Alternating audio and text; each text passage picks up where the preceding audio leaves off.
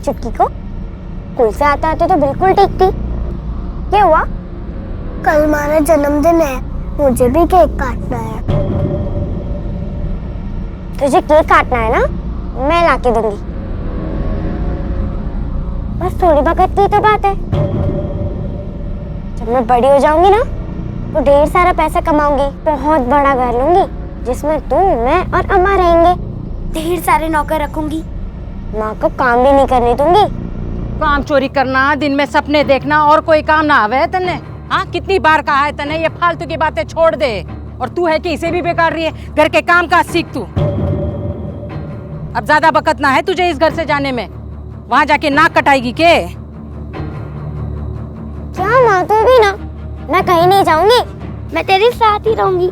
मैं बड़े होके ना खूब पैसे कमाऊंगी, मैं तेरी और गौरी के साथ ही रहूंगी। एक खींच के दूंगी ना तो मुंह टूट जाएगा तेरा। कल से ये स्कूल जाना बंद, घर के काम का सीख तू और ये सतरंगी सपने देखना छोड़ दे तू। एक बच्चे की नजर में ये दुनिया बहुत खूबसूरत होती है और जिंदगी बहुत खुशनुमा। हर सपना, चाहे वो हकीकत से कितना भी परे क्यों ना हो, सच लगता है।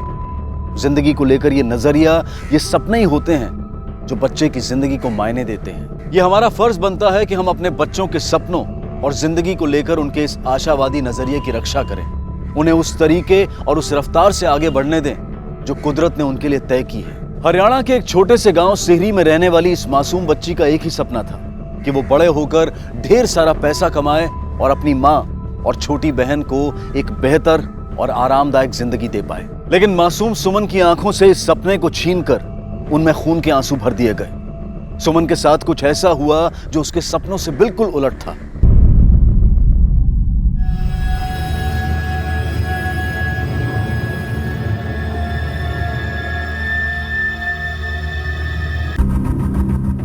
ये हो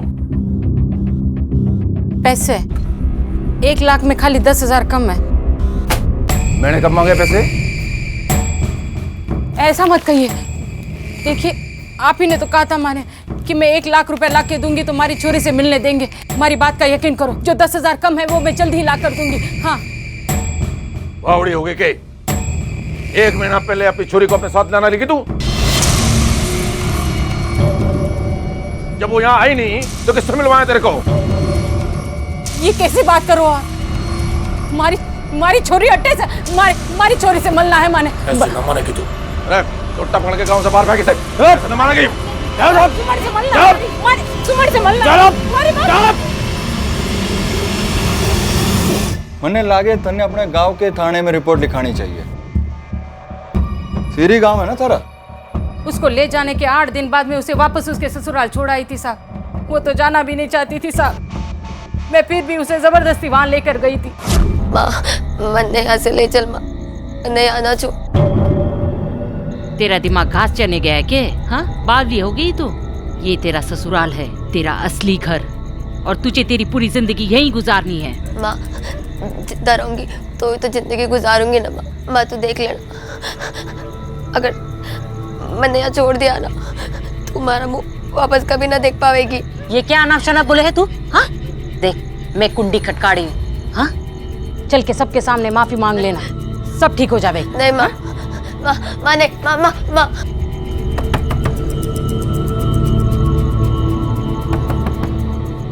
कौन है भाई? तू क्या करना आई है? राम राम जी। ये करना आई है यहाँ? चल। ये देखो, महारानी भी आई है। मैंने इसे खूब समझाया, अब कभी पलट के जवाब ना देगी ये। बस इस बार इसे माफ कर दो। माफी? इसको देख कितना लग रहा है ये माफी मांगेगी? ले जा अपनी छोरी ने। जा यहाँ से निकल। मांगेगी माफी। अरे तू रहने दे। अरे चलो। माफी मांग जल्दी, मांगी मांग माफी। मैंने माफ कर दो। उसने मन ने कहा था साहब, अगर मैं उसे वहां छोड़ आई तो फिर उसकी शकल कभी ना देख पाऊंगी साहब। मने के पता था कि ये सब हो जाएगा।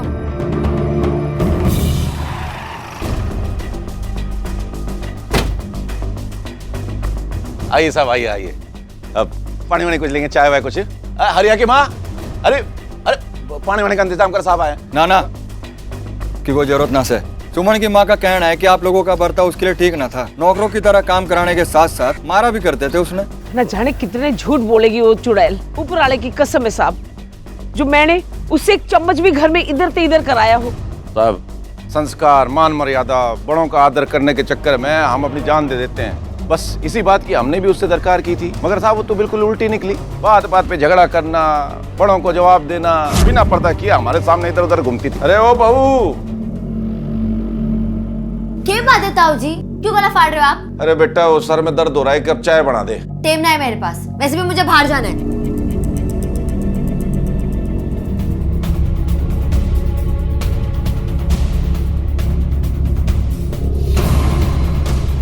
बहू, तो यो चल रहा है जरूरी काम। मतलब उसका चक्कर चल रहा था साहब जी। किसके साथ? कोई एक होवे तो बताओ। पूरे गांव में जो भी सामने पड़ जावे उसी के साथ शुरू हो जावे थी वो। मन ने तो लागे किसी के साथ भाग गई वो, और बदनामी के डर से उसकी माँ हमारे परिवार पे इल्जाम लगा रही होगी।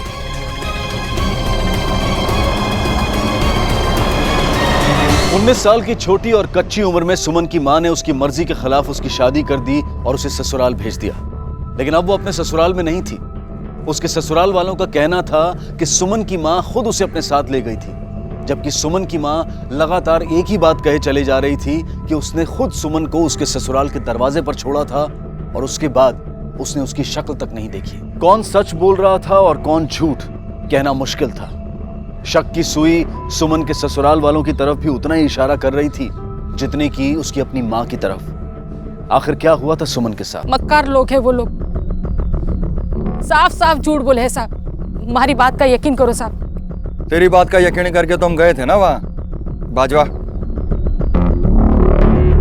दोबारा देख ले ये फोटो, यही है तेरी छोरी? हाँ साहब, अपनी छोरी को ना पहचानूंगी मैं? यही तो है हमारी सुमन। अगर यो सुमन है तो ये तो वहाँ नहीं है। सारे घर की तलाशी ली है हमने, और वहाँ तो सभी लोगों का यही कहना है कि 1 महीने पहले तू खुद ही अपनी छोरी ने ले गई थी। साहब, छोरी तो यहाँ भी ना है। देखा साहब, हमारी बात का यकीन करो, हमारी छोरी उन लोगों के पास है साहब। हमारी छोरी को ढूंढ लाओ साहब। इसकी छोरी की मिसिंग रिपोर्ट दर्ज करो। जी सर।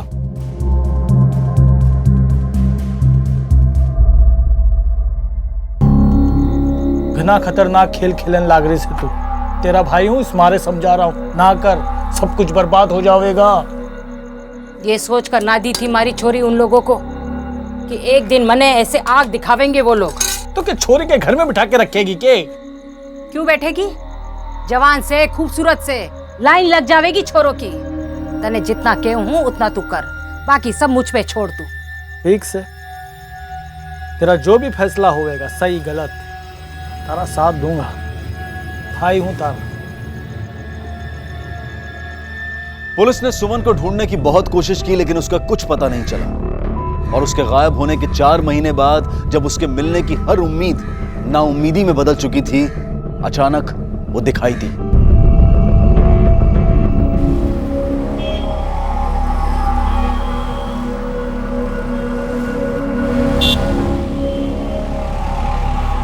वैसे जाना किधर को है साहब? पेंडा रिक्लेमेशन।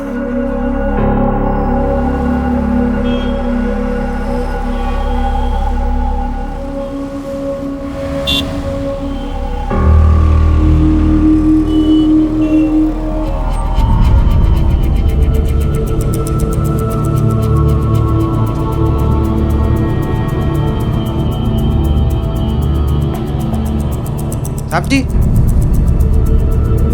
मैडम, मैं साहब, अरे भाई साहब कहाँ गए?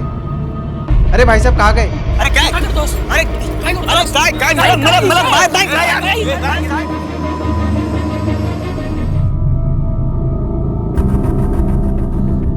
मैंने आज तक अपने करियर में ऐसा केस नहीं देखा। उसकी पूरी बॉडी मार्क्स एंड स्क्रैच से भरी पड़ी है। कुछ मारने से लगी चोट के निशान है, कुछ गर्म रॉड से जलाने के निशान, तो कुछ चाकू से काटने के या ब्लेड से काटने के निशान। उसकी 2 उंगलियां फ्रैक्चर है। दैट मीन्स उसे काफी लंबे समय से टॉर्चर किया जा रहा था। टॉर्चर तो बहुत छोटा शब्द होगा। उसके हाथों में कई जगह निडल्स के निशान मिले हैं, जिससे साफ पता चलता है कि उसकी बॉडी से कई बार ब्लड निकाला जा चुका है।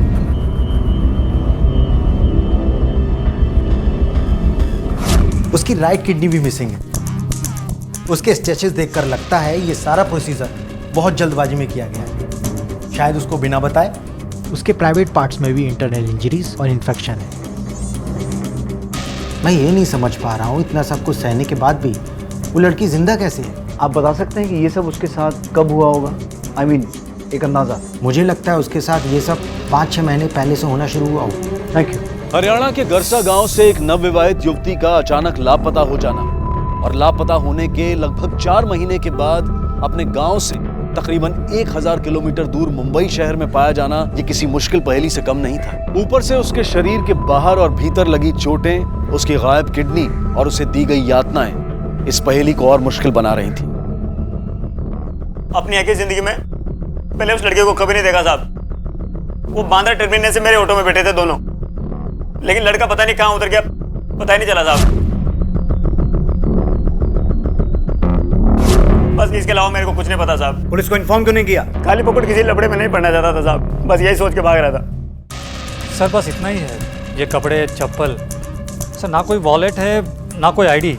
इन कपड़ों को देख के लगता है कि नए खरीदे गए हैं। और कुछ? हमने बांद्रा टर्मिनल से पूछताछ की सर, वो ऑटो वाला सच बोल रहा है। वो लड़की और उसके साथ एक लड़का दोनों उसी के ऑटो में बैठे थे और वो ऑटो वाला भी 1 घंटे पहले से टर्मिनस में मौजूद था अपने सवारी के इंतजार में। सर वहाँ के ट्रैफिक हवलदार ने भी कंफर्म किया है और वहाँ के सीसीटीवी फुटेज में भी यही दिखाई दे रहा है। स्टेशन के अंदर का फुटेज चेक किया कि वो लड़का लड़की कौन सी ट्रेन से आए थे? जी सर चेक किया, पर कुछ मिला नहीं।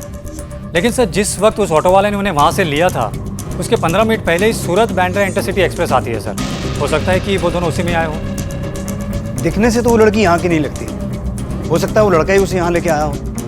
लेकिन एक बात समझ में नहीं आई, वो उसे इस हालत में लेके क्यों आया? शिंदे, हमें उस लड़के को ढूंढना होगा, पता करो उसका स्केच तैयार हुआ कि नहीं। Yes sir. शिंदे,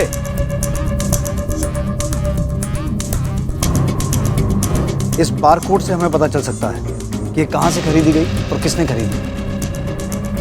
पता करो। Yes sir. नहीं सर, इसे कभी यहाँ पर नहीं देखा है। और इस लड़की को? No sir. इसे तो पहचानते होगे? यस सर, ये हमारे यहाँ सबसे ज़्यादा बिकने वाला डिज़ाइन है। इसे किसने खरीदा था बता सकते हो? Sir just minute.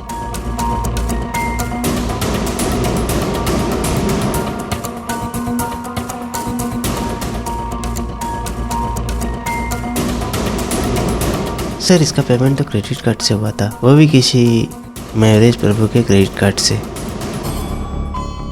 इसे देखा है पहले कभी? हाँ, एक ऐसा ही पेयर मैंने कुछ दिनों पहले खरीदा था। लेकिन ये सब आप मुझसे क्यों पूछ रहे हैं? ऐसा ही नहीं, यही खरीदा था। अब ये बताओ किसके लिए? जी अपनी वाइफ के लिए। और किसके लिए खरीदूंगा? अगर वाइफ के लिए खरीदा था तो फिर ऑटो में सफर करती एक हाफ डेड लड़की के पास कैसे पहुंचा? लड़की? कौन सी लड़की? सर मुझे नहीं पता ये सब कैसे वहाँ पर। सर उस दिन मैंने बहुत सारी शॉपिंग करी थी, बहुत सारे बैग्स थे मेरे पास। हो सकता है गाड़ी में रखते वक्त या निकालते वक्त कहीं गिर गई होगी। सर इस प्रभु का और एक नंबर मिला है जिससे पिछले 2 हफ्तों में सूरत के एक नंबर पर काफ़ी बातचीत हुई है। सूरत? जहाँ से वो लड़का शायद उस लड़की को लेके आया था। झूठ बोला तूने हमसे कि तेरा सूरत से कोई कनेक्शन नहीं है। कनेक्शन नहीं है तो वहाँ कॉल क्यों करता था तू? बोल! सर बताता हूँ मैं। सर सूरत में मेरी एक गर्लफ्रेंड है। उस दिन मैंने उसी के लिए सारी शॉपिंग की थी और वो चप्पल भी मैंने उसी दिन खरीदी थी। लेकिन सर जिस लड़की की तस्वीर आपने मुझे दिखाई है उसे तो मैं बिल्कुल भी नहीं जानता। और मैं ट्रेन से तो गया ही नहीं सर, मैं अपनी कार में गया था। सारे शॉपिंग बैग्स के साथ वो चप्पलों का बैग भी उसी के अंदर रखा था। मुझे नहीं पता सर वो कब गिर गया और कहाँ गिर गया। किसके साथ गया था? अकेला गया था? मैं और मेरा ड्राइवर। इसे उसका स्केच दिखाओ।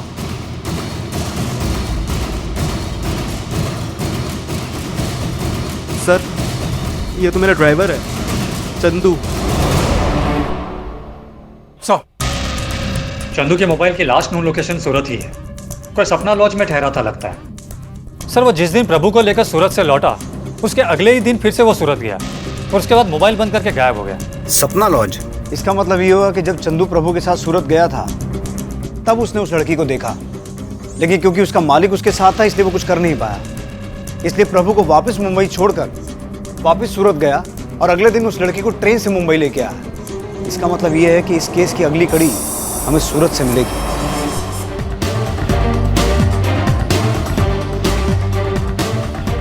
जी हाँ सर, मैं इसे जानता हूँ, लेकिन सुबह वो तैयार होकर गया और उसके बाद फिर लौट कर आया नहीं। अकेले आया था या उसके साथ कोई था? सर अकेले ही आया था वो। और इस लड़की को देखा है?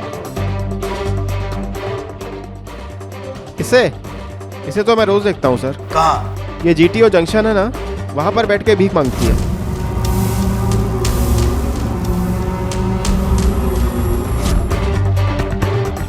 Thank you.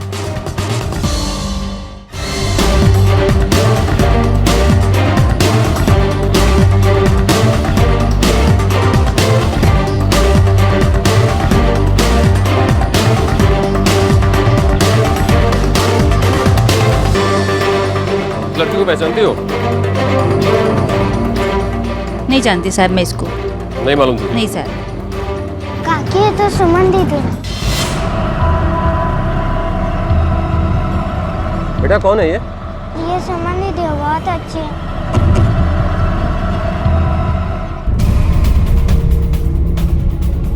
मैंने कुछ भी नहीं किया है सर। सर ये भिखारियों का गैंग चलाती है। इसको लोग मीता बहन के नाम से बुलाते हैं। और सर इस बच्चे को ये बताती है कि इसकी बहन का बेटा है। जब मैंने इसको फोटो दिखाया तो इस बच्चे ने बोला कि सुमन दीदी का फोटो है। सुमन? जी। कौन है सुमन? मैं नहीं जानती साहब, मेरे को कैसे पता होगा? तो फिर इस बच्चे ने फोटो देख के ये क्यों कहा कि ये सुमन की फोटो है? अब गलती से किसी और को समझ गया होगा साहब, अब बच्चा ही तो है। और तुझे क्या लगता है तू बहुत होशियार है? तू जो कहेगी हम मान लेंगे। अब सीधा सीधा बता दे, वरना तेरी ये होशियारी बहुत महंगी पड़ेगी तुझे। साहब मैंने पहले ही बोला है, मैंने इस छोकरी को पहले कभी नहीं देखा साहब। ठीक है गीता। अरे साहब वो साचू को जो मैं ना थोड़ी छोकरी ने। अरे साहब सुनो ना, मैंने कुछ नहीं किया है, मैं नहीं जानती इसको साहब।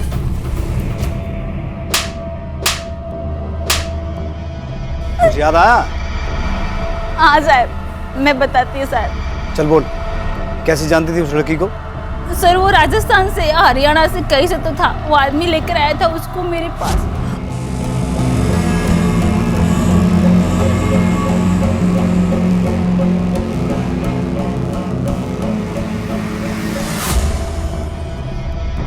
इसकी तो पहले से ही बैंड बजी पड़ी है, भीख अच्छी मिलेगी। इधर आओ और बांधे इन सबके साथ। और हाँ, कल बड़े चौराहे पे बिठा देना इसको और नजर रखना इस पे, समझे? तुम आओ मेरे साथ। शुरुआत में एक आध बार उसने भागने की कोशिश भी की। शिंदे, इसे पहचानती हो? हाँ साहब, कुछ दिन पहले पहली बार मैंने उसको देखा था सुमन के साथ। ये सुमन? सुमन? कहाँ ले जा रहा है मेरी छोकरी को? छोड़ना। एक छोड़ मेरी छोकरी को, नहीं तो मैं तेरी तो जानता मार दूंगा आगे ही तो। किसको दिखा रहा है तू? छोड़। वो सुमन को अपने साथ लेके चला गया। सर हो सकता है कि चंदू किसी मुंबई के भिखारी गैंग के टच में हो और सुमन को यहाँ से वहाँ बेचने के लिए ले गया हो भी सकता है। अब पता नहीं उस लड़की का असली नाम सुमन था भी या नहीं। फिर भी राजस्थान और हरियाणा पुलिस से कहो कि पिछले 1 साल में जितनी भी मिसिंग कंप्लेंट्स दर्ज हुई हैं उन्हें चेक करें और उसमें सुमन की एज और नाम वाली जितनी भी लड़कियां अभी भी मिसिंग हैं उनके बारे में पता लगाएं। और इन दोनों स्टेट्स में पिछले 6 महीने में जितने भी किडनी ट्रांसप्लांट्स हुए हैं सबका रिकॉर्ड निकालो। Yes sir. पुलिस ये तो जान चुकी थी कि सुमन को सूरत के उस गैंग को बेचा गया था जो बच्चों से भीख मंगवाने का काम करते थे, लेकिन वो ये नहीं पता कर पा रही थी कि आखिर सुमन सूरत पहुंची कैसे होगी। डॉक्टर्स द्वारा की गई सुमन की जांच से ये बात साफ हो चुकी थी कि उसके बदन से गायब हुई किडनी को उसके सूरत पहुंचने से पहले ही कभी निकाला गया होगा। ये साफ था कि सूरत पहुंचने से काफी पहले उसके साथ इन जुल्मों की शुरुआत हो चुकी थी। सुमन को इंसाफ और उसके गुनहगारों को सजा दिलवाने के लिए जिस एक सवाल का जवाब ढूंढना बेहद जरूरी था वो ये था कि उसके इन मुश्किलों में पड़ने और उसके साथ हुए इन अमानवीय अत्याचारों का सिलसिला आखिर शुरू कहां से हुआ था। गौरी, गौरी, ए गौरी, गौरी चलना नहीं क्या? जिज्जी, जिज्जी, अब तक सोते पड़ी है छोरी। अरे पहुंचते पहुंचते रात हो जाएगी। इस काम में देरी ना चाले। देर ना होगी, तू बस 2 मिनट रुक, मैं अभी उसे तैयार करके लाती हूँ। गौरी, ए गौरी, उठ, जल्दी उठ, जल्दी उठ। कहाँ जाना है माँ? देर हो रही है, उठ। अरे मन्ने नींद आ रही है माँ। चल मारे। जल्दी जल्दी। कहाँ जाना है? चल ये ले, सोने भी नहीं देते आप। ये कपड़े पहन। जाना बस 2 मिनट है। रुक। माँ इतने अच्छे कपड़े पहन के कहाँ जाना है मन्ने? ले हो गई तैयार, ले जा इसे। मस्त लाग रही है। चल जा। वहां जाके एकदम अच्छे से रहना।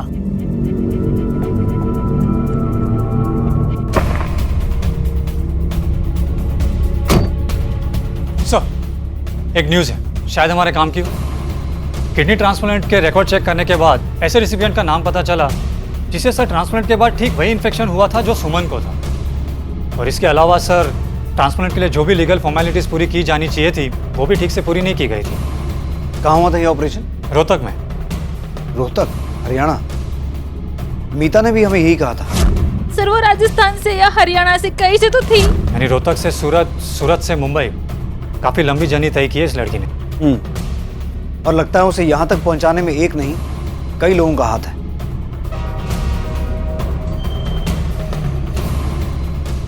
अब सीधे सीधे बताएंगे क्या हुआ था, कैसे हुआ था, या फिर हम अपने तरीके से पूछें? एक आदमी उसे लेकर आता था, उसका नाम राम नरेश था। मैंने पहले उस लड़के की किडनी लेने से मना कर दिया था क्योंकि वो एनेमिक थी। मैं आगे से पैसे ले चुका था और दूसरी कोई किडनी मिल नहीं रही थी, इसलिए ले चलो इसे। सर डॉक्टर ने राम नरेश का जो नंबर दिया था उसके बारे में पता किया सर।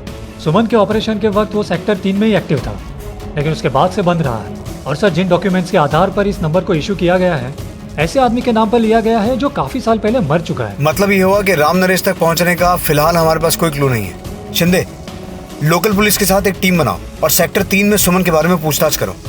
और ध्यान रहे हर एक आदमी के पास सुमन की फोटो होनी चाहिए। Yes sir.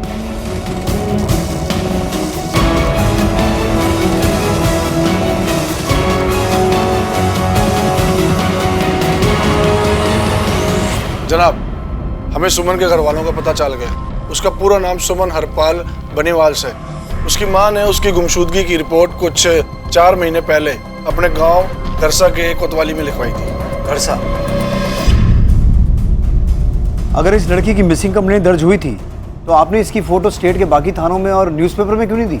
जी साहब, हमने आसपास के थाने में दी थी फोटो, पर तफ्तीश के बाद पता चला कि उस छोरी का कैरेक्टर कुछ ठीक ना था और मनने लगा कि सर वो केस भाजगी होगी। और आजकल को सर आपने पता है कि हवा आजकल खराब सी चल रही है। आप तो मौसम विज्ञानी लगते हैं, तो मौसम विभाग में भर्ती क्यों नहीं हुए? पुलिस डिपार्टमेंट में क्या कर रहे हैं? हमारा काम सामने नजर आ रही संभावना को देख के केस को सॉल्व करना है, ना कि आराम से बैठ के हवा का रुख देखना। और आपने लीगल प्रोसीजर भी फॉलो नहीं किया। सॉरी जनाब, गलती होगी हमारे से। अब क्योंकि वो लड़की मुंबई में मिली है, इस केस को हमारी टीम इन्वेस्टिगेट करेगी। जी जनाब, हमारा पूरा सहयोग रहेगा आपको। बहुत बहुत शुक्रिया। अब एक काम कीजिए, सुमन के घर वालों को उसकी खबर भिजवाइए। जी साहब।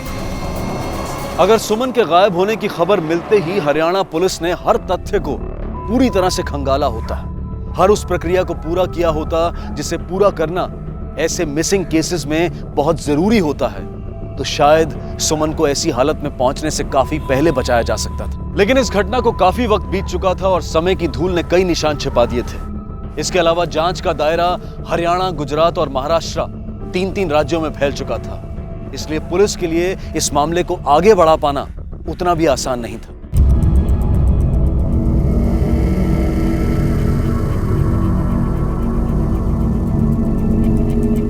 माँ जी, मैंने डॉक्टर से बात की। डॉक्टर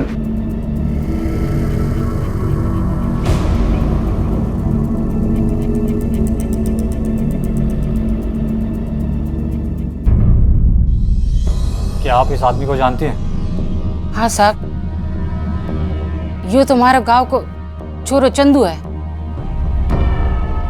स्कूल के वक्त हमारे छोरी के पाचे पाचे था। स्कूल के वक्त? हाँ साहब, जब हमारी सुमन का ब्याह हुआ तब ये गांव छोड़कर चला गया। उसके बाद मैंने कभी देखा नहीं साहब। लेकिन आपने तो अपने गांव में जो कंप्लेंट लिखवाई थी उसमें कहा था कि आपकी बेटी के ससुराल वालों ने आपसे 1 लाख रुपए मांगे हैं। किस लिए मांगे थे वो रुपए? दहेज? उन्होंने मेरे सामने शर्त रखी। चोरी से मिलना चाहती है? हाँ। 1 लाख रुपए लिया, मिल ले अपनी चोरी से। साहब, मैं गरीब, लेकर गई। मैंने कब मांगे पैसे? आप ही ने तो कहा था माने कि मैं 1 लाख रुपए ला के दूंगी तो हमारी चोरी से मिलने देंगे। हमारी बात का यकीन करो, जो 10,000 कम है वो मैं जल्द ही ला कर दूंगी, बाकी का इंतजाम करते। उन्होंने हमारी चोरी को टुकड़ों टुकड़ों में बांट दिया, जैसे कोई जमीन का टुकड़ा, थोड़ा आज थोड़ा कल। काफी जमीन हुआ करती थी कभी तुम्हारी, लेकिन अब सब बिक चुकी है। यानी कि घर में पैसे को लेकर हालात खराब ही रहते होंगे, इसलिए शायद सुमन और उसकी माँ को पैसों को लेकर काफी परेशान करते थे तुम। माँ झूठ बोल रही है जनाब, मैंने कोई पैसा नहीं लिया उससे, उल्टा उसी ने जीना हराम कर रखा था हमारा। कैसे? साहब, चोरी का करेक्टर जरा ढीला था। अब गांव के जितने भी चोरे हैं ना, सबके साथ चक्कर फिट कर रखा था उसने। बहू, तो यो चल रहा है जरूरी काम? पक्की तरह से तो ना कह सकूं, पर हमारे तो लगा है कि उनमें से किसी एक चोरे के साथ भागी हो, तभी। नरक में भी जगह ना मिलेगी साहब उस आदमी ने। ब्याह के पहले हमारी चोरी ने किसी की तरफ आंख उठा के ना देखा है, तो ब्याह के बाद ऐसी गंदगी क्यों फैलाएगी? वाह, हमें फंसाने की खातिर रुपयों से भरा हुआ थैला लेके हमारे घर पहुंच गई। पर सर मजाल कि हमने इससे रुपयों से भरे हुए थैले को हाथ भी लगाया हो। एक बात मुझे आज तक समझ में ना आई कि इतने सारे रुपये कमला के पास एक साथ आए कहां से? जो पूछा उसका जवाब दो कमला। 90,000 तुम्हारे लिए बहुत बड़ी रकम थी, और इतनी बड़ी रकम का इंतजाम तुमने कैसे और कहां से किया? इंदर से उधार लिए थे मैंने। इंदर तुम्हारा भाई? तेरा बैंक अकाउंट चेक किया हमने, जिसमें कभी 40 या 50,000 से ज्यादा होते ही नहीं। तो फिर अपनी बहन को 90,000 रुपए कहां से दिए तुमने? 90,000 रुपए अपनी बहन को कहां से दिए? भांजी है ना हमारी, तो उसके लिए कुछ तो करना पड़े, तो मैंने अपनी जमीन बेच दी। जमीन बेच दी? हाँ। पर तूने अपनी जमीन 2012 में बेची, ये उसका सबूत है। कहीं ऐसा तो नहीं कि सुमन तेरे ही पास थी और तूने उसकी किडनी बेच के पैसे अपनी बहन को दे दिए? यो को बकवास करो साहब। तमीज से, अगर दोबारा बदतमीजी की, ना मुंह खोलने के लायक बचेगा ना बोलने के लायक। तुझे क्या लगता है तू जो बोलेगा हम मान लेंगे? तेरा असली धंधा पार्टियों में लड़कियां नचाने का है ना? है ना? आप जानती हैं आपका भाई क्या करता है? मैं तो बस इतना ही जानूं साहब कि वो अपना परिवार पालता है। सुमन के साथ कैसा रिश्ता था उसका? जैसा एक बाप बेटी का हो ऐसा। अपनी बेटी से भी बढ़कर मानता था वो उसे। जब ताऊ ने पैसे मांगे तब इंदर ने साहूकार से उधार लिए थे। लेकिन ताऊ ने तो पैसे लिए ही नहीं। इसीलिए तो जब इंदर साहूकार को पैसे लौटाने गया था तो साहूकार ने बिना ब्याज के पैसे लिए ही नहीं। इसलिए ब्याज के पैसे लौटाने की खातिर हमारी छोरी को 2-3 बार नचवाना पड़ा साहब। माँ, इतने अच्छे कपड़े पहन के कहाँ जाना है मन्ने? ले, हो गई तैयार, ले जा इसे। मस्त लाग रही है, चल जा। वहां जाके एकदम अच्छे से रहना। एक बेटी की जिंदगी बचाने के लिए दूसरी बेटी की इज्जत दांव पे लगा दी।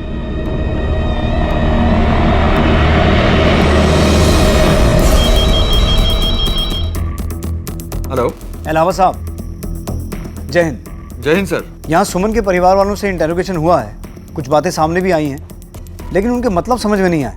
जैसे सर? जैसे कि सुमन की माँ कमला पूरी तरह से अपने भाई इंदर पे डिपेंडेंट है। इंदर वहाँ पार्टियों में लड़कियों को नचवाने का काम करता है, तो हो सकता है इंदर ने अकेले या फिर कमला के साथ मिलकर ये कांड किया हो। दूसरी तरफ सुमन के ससुराल वाले अपने आप को पैसे वाला तो बताते हैं, लेकिन अंदर से हैं खोखले ही, तो उनके पास भी सुमन के साथ ये सब करने का मोटिव तो है। लेकिन दूसरी तरफ वो ये भी बताते हैं कि सुमन का कई लड़कों के साथ अफेयर था, और सुमन की माँ ने भी प्रभु के ड्राइवर चंदू की पहचान की है। यो तुम्हारे गांव को छोरो चंदू है, स्कूल के वक्त हमारे छोरी के पाचे पाचे था। अब आपको वहाँ इस सारी इन्फॉर्मेशन को चेक करना होगा और जो कड़ियाँ मिसिंग हैं उन्हें जोड़ना होगा। वैसे एक आध परिवार ने सुमन के अफेयर होने की बात की है साहब, लेकिन इस बात का कोई प्रूफ नहीं है कि वो सच बोल रहा है कि झूठ। मेरे ख्याल से अलावा साहब, आप पहले ये पता कीजिए कि सुमन रोहतक कैसे पहुंची, वहाँ वो किसके साथ थी, किसके पास थी। मुझे लगता है उसके आगे की कहानी हमें वहीं से पता चलेगी। जी सर। जय हिंद। शिंदे, सुमन के इन-लॉज के कॉल रिकॉर्ड्स हैं ना तुम्हारे पास?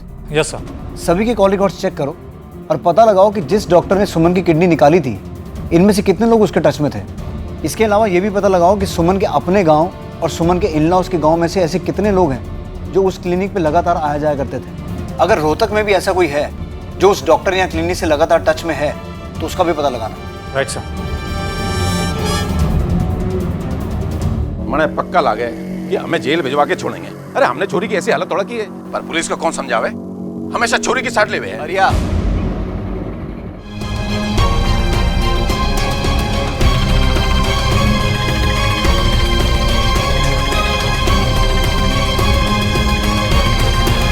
चंदू, काफी वक्त से तो उससे मुलाकात करने का मन था, पर तूने कभी मौका ही नहीं दिया और आज यहां से भी बिना मिले ही जा रहा था। डर की वजह से या फिर सुमन के साथ जो तूने किया उसकी शर्मिंदगी की वजह से? ना साहब, मैंने सुमन के साथ कुछ गलत काम ना किया,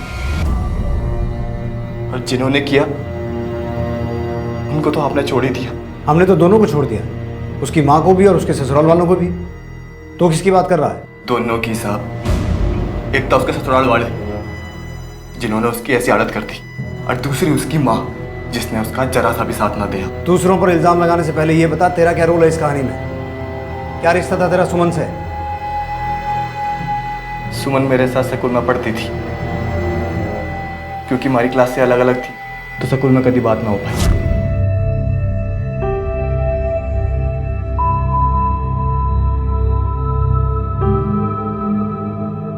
क्या बात है चंदू, तुम्हारे पाचे पाचे क्यों आ रहा है? सुमन, तेरे तक कुछ बात करनी थी। देख चंदू, हमारे पास ये सब के लिए टेम ना है। इब हमारा पीछा मत कर। बहुत शरीफ छोरी थी वह साहब, बहुत शरीफ। पढ़ लिख के अपनी माँ का नाम रोशन करना चाहती थी, पर उसकी माँ ने उसका ब्याह करवा के उसके सारे सपने तोड़ दिए। बस साहब, जब सुमन का ब्याह हो गया फिर मेरा भी दिल टूट गया, फिर जीना लग गया गांव में। बस मैंने गांव छोड़ दिया। लेकिन तकदीर का खेल देखो साहब, सुमन को फिर मेरे सामने ले आई। मैं अपने मालिक के साथ सूरत गया था काम के सिलसिले में। वहां अचानक रास्ते में मैंने सुमन दिखी। अगले ही दिन साहब मैं मुंबई से सीधा वापस सूरत आया, सुमन को अपने साथ वापस मुंबई ले जाने के। ए सुमन, देख देख मैं चंदू। ए सुमन, ए सुमन, कहाँ ले जा रहे हो मेरी छोकरी को? छोड़। जानता मार दूंगा आगे ही तो। किसको दिखा रहा है तू? छोड़। मन्ना नहीं पता साहब कि सुमन सूरत कैसे पहुंची। फिर मैं उसने अपने साथ वापस मुंबई ले आया साहब। मैंने लगा कि अब मैं उसका बहुत ख्याल रखूंगा, उसका इलाज करवाऊंगा। पता ना अचानक क्यों है रिक्शा में वो बेहोश हो गई। मैंने लगा कि मर गई।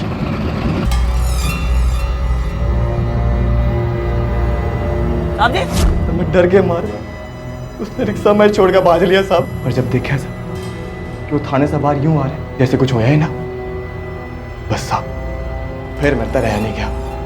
मैंने लग गया क्या आपने तो छोड़ दिया उन्हें, पर मैं ना छोड़ूंगा। और तो खुद ही जज बन के इंसाफ करने खुद पड़ा, उन पे जानलेवा हमला किया। उन लोगों के साथ तो इस तरह बुरा होना चाहिए था साहब, साड़ों को तड़पा तड़पा के मारना चाहिए था, जैसे उन्होंने मेरी सुमन को तड़पाया साहब। उनके साथ क्या होना चाहिए क्या नहीं ये तय करना अदालत का काम है, तेरा नहीं।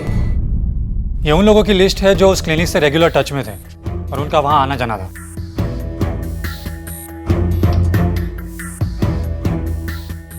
राम नरेश?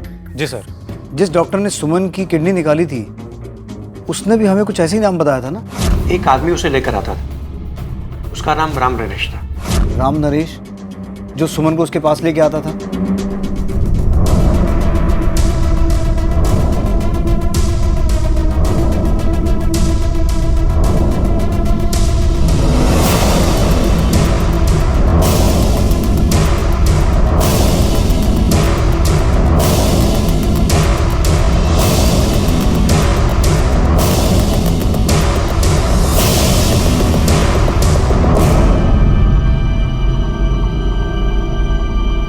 यो क्या जगह है? वो सब जानवर बांधने की जगह है। जानवर पालने में बहुत मेहनत लगे है, इसलिए बहुत पहले ही बेच दिए सारे जानवर।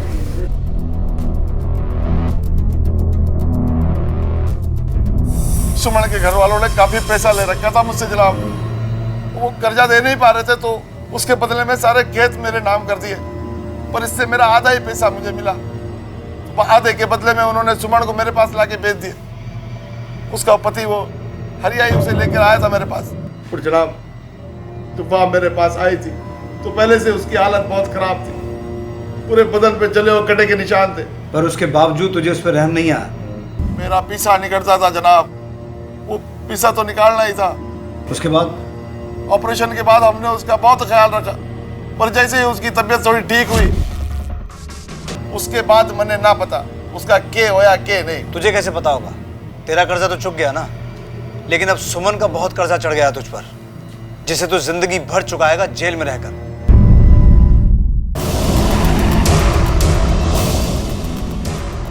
बुलावा आया तेरा मुंबई से।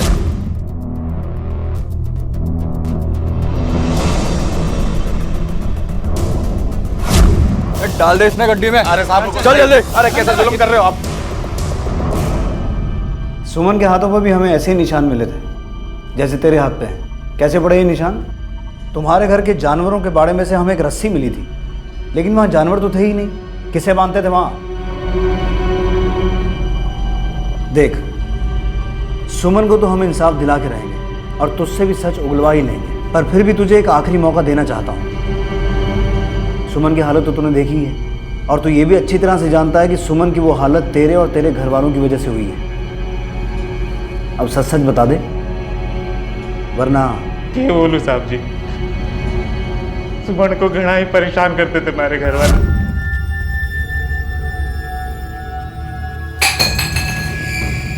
नौकरानी बना के रख दिए थे, दिन रात सब काम करती थी, तभी भी मार कर। घर में किसी के पास इतनी हिम्मत ना थी कि कोई ताऊ और ताईजी के सामने अपनी जबान खोल सके, मारे में भी ना थी शायद। फिर सुमन परेशान होकर बिना किसी को बताए अपने माँ के घर चली गई, लेकिन उसकी माँ दोबारा सुमन को हमारे दरवाजे पे छोड़ गई। ताऊ ने तो घुसने दे दिया। हमारे घर में जब भी कोई गलती करता था तो उसे बाड़े में बांध दिया जाता था, रात भर रखते थे और सुबह खोल दिया करते थे। लेकिन सुमन को तो जब सुमन का पाँव भारी हो गया साहब, तब उन्होंने गांव से दाई बुलाकर उसकी सफाई करवा दी। जब दाई ने कहा कि सुमन के अंदर गड़बड़ है, उसे अस्पताल लेके जाना पड़ेगा, तो सब घबरा गए साहब। उनको लगा कि सबको पता न चल जाए, वो लोग उसे मार के गाड़ देना चाहते थे। मैं सुमन को बचाना चाहता था साहब। हमारे दिमाग में एक ही रास्ता आया। हमारे गांव में जब भी कोई किसी से कर्जा लेता और उसे चुका ना पाता तो अपनी छोरी या लुगाई को देकर उस कर्जे को चुका देते थे साहब। हमारे परिवार पर राम नरेश का कर्जा था साहब, तो मैंने ताऊ जी से कहा क्यों ना हम सुमन को राम नरेश को दे दे, इससे हमारा कर्जा भी उतर जाएगा और सुमन का खतरा भी ना होगा साहब।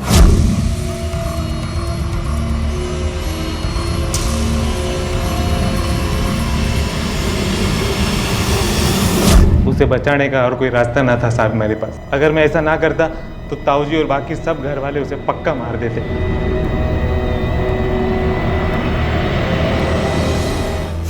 जीजी उठना जीजी। तने याद है जीजी कितनी मस्ती किया करते थे हम एक साथ? जीजी बोलना जीजी। रुक, कितनी बार समझाया तुझे, चोरी करना अच्छी बात नहीं है, समझ नहीं आता तने? पर ये अमरूद कितने मीठे हैं, अगर हम थोड़े तोड़ ले तो कोई देखेगा थोड़ी ना। लेकिन भगवान तो देख रहे हैं ना, चोरी करनी अच्छी बात नहीं है। चल अभी। तूने तो कभी एक अमरूद भी ना तोड़ा, फिर इतनी सख्त सजा क्यों दी भगवान ने जीजी?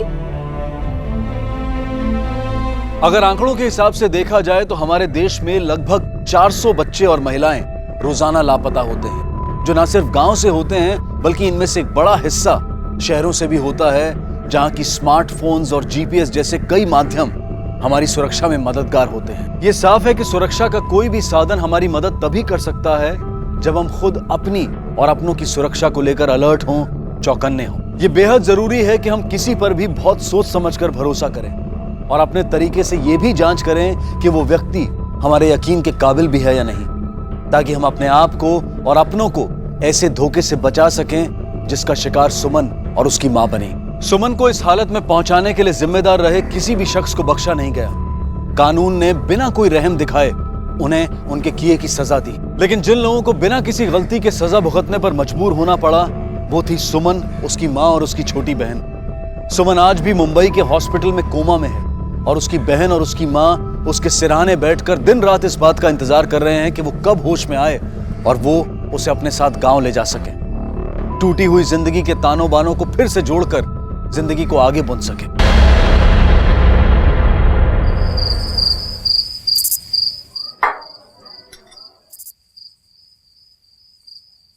चीनी आजकल सोने के भाव में मिल रही है क्या? मतलब खीर में शक्कर है ही नहीं? वो राशन खत्म हो गया था। अरे तो बनिए के घर से जाके उठा लाना था ना राशन। जी मैं भूल गई लाना। और हरामखोर शंभू कहाँ मर गया? वो उसकी तबीयत खराब है तो अपने कमरे पर गया है। मम्मी पैसे हमें दे दीजिएगा, हम ले आएंगे। कुंभकर्ण की नींद अब टूटी। एक से एक निकम्मे पाल रखे हैं मैंने। सबको एक ही काम आता है, मुफ्त की रोटियां तोड़ना बस। एक नौकर मिला, काम कम और आराम ज्यादा। तुम कुछ काम क्यों नहीं करते हो? कब तक ऐसे ताने सुनते रहोगे?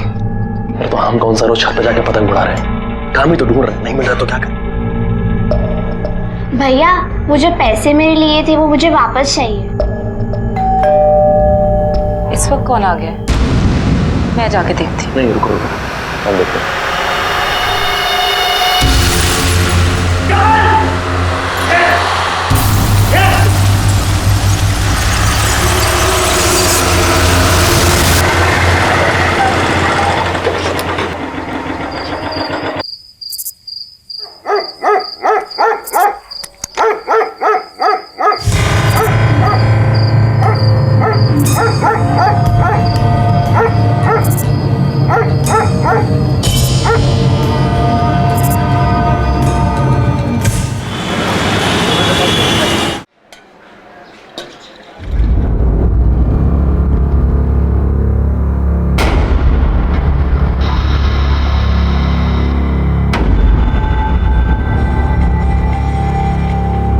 नमस्ते अंकल।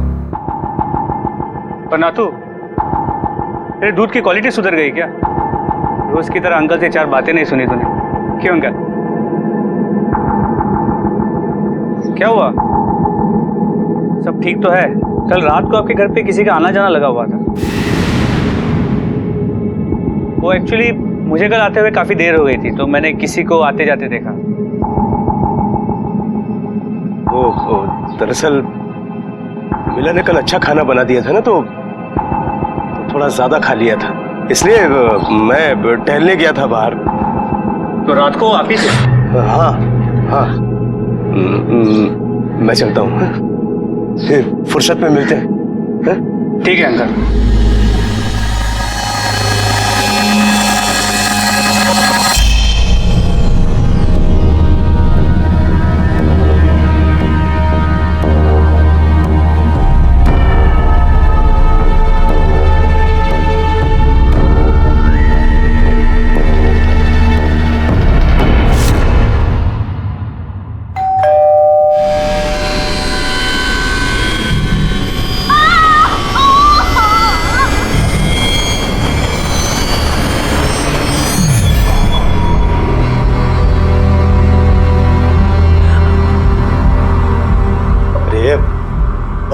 बंद करो ये रोना धोना। जो कुछ भी हुआ है उसे भुलाकर जीना तो पड़ेगा ना। अब एक बात याद रखो कि जो कुछ भी हुआ है ना उसके जिम्मेदार तुम भी हो। अरे बंद करो रोना धोना।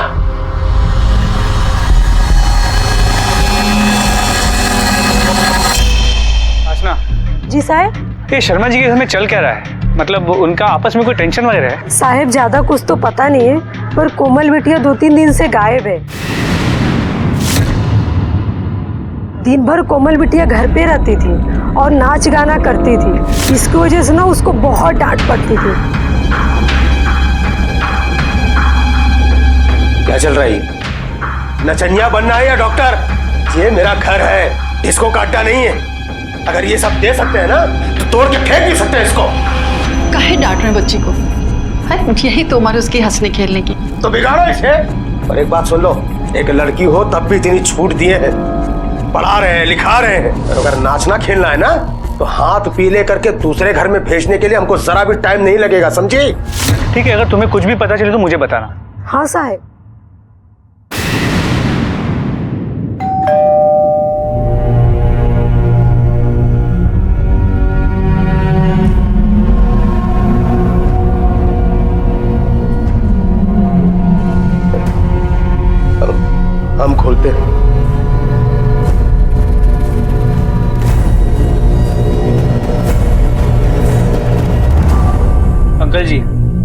बात करनी है।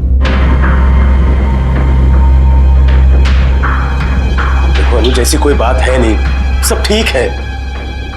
अंकल जी, मैं 5 साल से आपका पड़ोसी हूँ। हाँ, ये बात सच है कि आजकल लोगों को अपनी पड़ोसियों की कोई फिक्र नहीं होती, लेकिन मुझे है। इस वक्त मैं आपसे सिर्फ एक रिक्वेस्ट कर सकता हूँ, अगर आप लोगों को कोई भी प्रॉब्लम है तो प्लीज़ मुझे बता दीजिए, शायद मैं आपकी प्रॉब्लम हल कर सकूँ।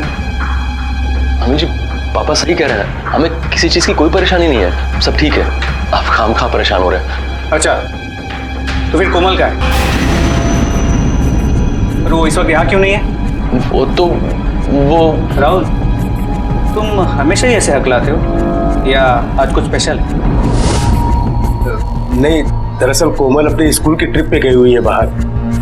बेटा, सब कुछ ठीक ही है, ऐसा कुछ है नहीं। अगर कुछ होगा तो तुम्हें ही बताएंगे। ठीक है, फिलहाल आपकी ये बात मान लेते हैं, लेकिन सिर्फ आपके पड़ोसी होने के नाते नहीं, बल्कि पुलिस ऑफिसर होने के नाते भी कह रहा हूँ।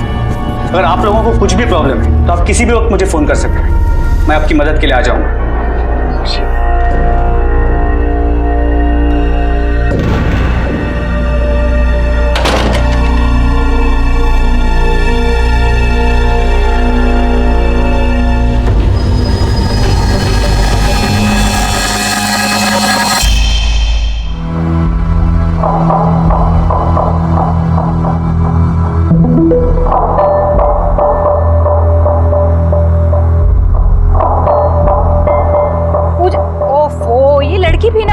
बेटा यहाँ अकेले क्या खेल रही है?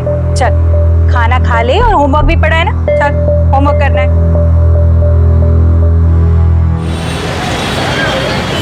सर, ऐसा तो हमारे स्कूल से कोई भी ट्रिप नहीं गया और ये पॉसिबल भी नहीं है क्योंकि स्टूडेंट्स के एग्जाम 2 हफ्तों के बाद से शुरू हैं।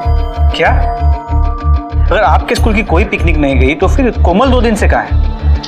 सर, कोमल 2-3 दिन से स्कूल भी नहीं आ रही है। मैं खुद उसके पेरेंट्स को फोन करने वाली थी कि कोमल स्कूल क्यों नहीं आ रही है। ये संभाल के जाना। चलो बाय मम्मा। बाय बेटा, जो टिफिन में खाना दिया है वो पूरा खा लेना। ओके मम्मा। बाय।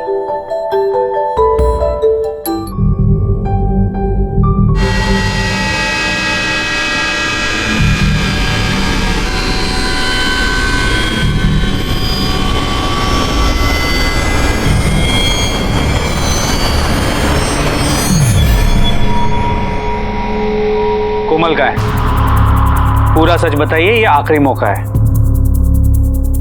क्योंकि इसके बाद बातचीत नहीं होगी, सीधे कार्रवाई होगी। कैसी कार्रवाई? कोमल ने तो हमें यही बताया था कि वो स्कूल ट्रिप पे जा रही है। शायद तो कोमल ने हमसे झूठ बोला, अपने किसी दोस्त के साथ पिकनिक पर गई हो। शर्मा जी, जितना मैं आपको जानता हूं, आप उसे किसी भी ट्रिप पे भेजने से रहे।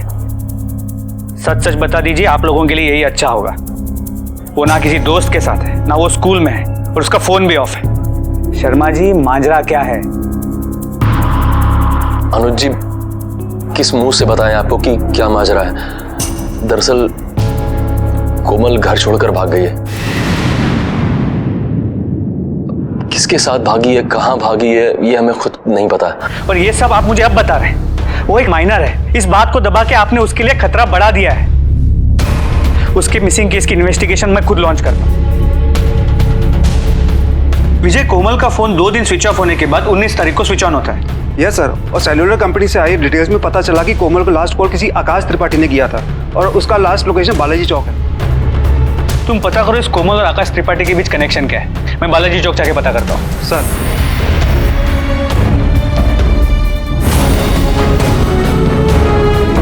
गायब हुई कोमल और आकाश के बीच के रिश्ते पर पुलिस गहरी तहकीकात कर रही थी, लेकिन कोई पुख्ता सबूत हाथ नहीं आया था।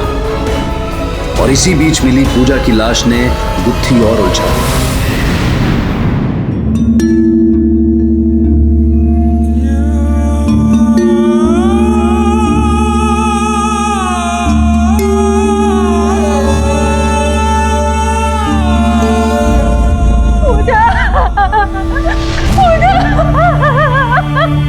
मेरी बच्ची, पूजा, पूजा, पूजा, पूजा।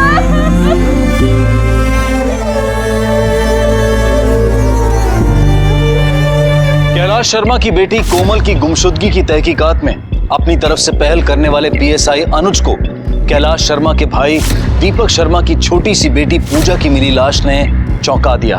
कई सवाल उठ रहे थे कि इस छोटी सी बच्ची को किसने मौत के घाट उतार दिया, इस मासूम के साथ ऐसा क्यों हुआ, कैलाश शर्मा के परिवार वाले पुलिस को तहकीकात में सहयोग क्यों नहीं दे रहे थे, ये किसी राज पर पर्दा डालने की कोशिश थी या फिर किसी जुर्म को छिपाने की साजिश। लेकिन इतना तो तय था कि इस परिवार में कुछ अंदरूनी खलिश जरूर थी। आखिर चल क्या रहा था इस परिवार में? सर, पूजा की मां रानी और पिता दीपक से बात। दीपक के ऑफिस जाने का वक्त वही है जब पूजा की स्कूल बस आती और रानी उस वक्त टिफिन बनाने में बिजी होती। पूजा के स्कूल बस का स्टॉप उसके घर से काफी करीब है, इसलिए वो घर से अकेले जाया करती थी। जिस दिन पूजा की मौत हुई उस दिन वो घर से निकली तो थी, लेकिन वो स्कूल बस में चढ़ी नहीं। हमने उसके स्कूल बस के फ्रेंड्स और टीचर से बात कंफर्म की। शायद पूजा बस आने से पहले ही गायब हो चुकी थी। कितने बजे निकली थी पूजा घर से? सर, पूजा रोज घर से 7:30 बजे निकलती थी और उस दिन भी वो उसी टाइम पर निकली थी। पूजा की बस वहां कितने बजे पहुंचती थी? सब पक्का 7:35 को। अशोक नगर का उसका टाइम ही 7:35 का। 7:30 बजे पूजा बस स्टॉप पर पहुंचती है और 7:35 पे गायब। सिर्फ 5 मिनट। अनुज, किसी के लिए कैसे पॉसिबल है 5 मिनट के अंदर किसी बच्ची को किडनैप करना? सर, मैंने उस बस स्टॉप के पास जाके भी चेक किया, कोई एटीएम हो या किसी दुकान में सीसीटीवी हो, सर कुछ नहीं मिला।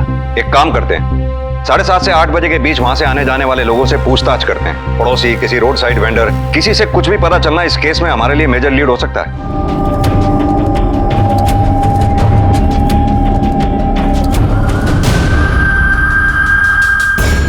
सर, कुछ पता नहीं चला। सर, यहाँ किसी ने कुछ भी नहीं देखा है और उस बस में इस गली से चढ़ने वाली सिर्फ पूजा ही थी। सर, सोचने वाली बात यह है कि छोटे भाई दीपक की बेटी पूजा मर चुकी है, तो बड़े भाई कैलाश की बेटी कोमल गायब है। कैलाश और दीपक के आपस में संबंध कैसे हैं? तो दोनों भाइयों की आपस में बिल्कुल नहीं जमते। 2 साल पहले प्रॉपर्टी को लेकर बहुत बड़ा झगड़ा हुआ था दोनों के बीच। 4 महीने पहले ही दोनों अलग भी हुए। काहे का रिश्ता? इतना सब हो गया। अरे इतना कठोर दिल दुश्मन का भी नहीं होता है। भाई साहब ने आना तो दूर, एक फोन भी नहीं किया हमको। और हम समझते नहीं है क्या? ये जो ढकोसला तुम करने यहाँ आए हो, सब समझते हैं। भीतर ही भीतर खुश हो तुम लोग। चाचा जी, कैसी बात कर रहे हैं आप? चुप रहो तुम, एकदम ठीक समझ रहे।